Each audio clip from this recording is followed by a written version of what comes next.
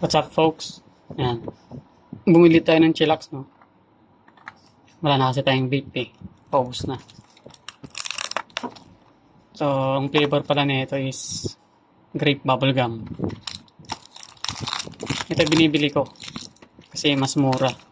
Tapos matagal gamitin. Hindi na ako bumibiling iba. Tatanggalin lang natin si... Ayan. Ito na siya.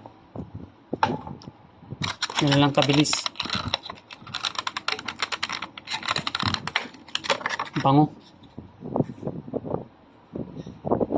So, usual, tanggalin natin ito. Tapos ito. Pin. Okay na siya. So, subukan natin siya.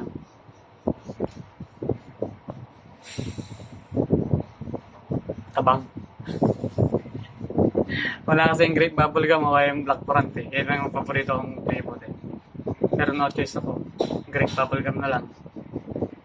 So ito yung pinili ko. Ano na yung isa doon? Meron pang isa doon na gusto ko eh.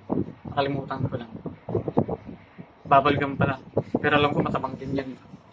Kaya ito, grape bubblegum. Matabang din.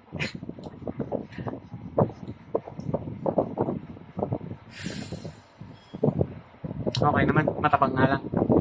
So, yun lang. Salamat.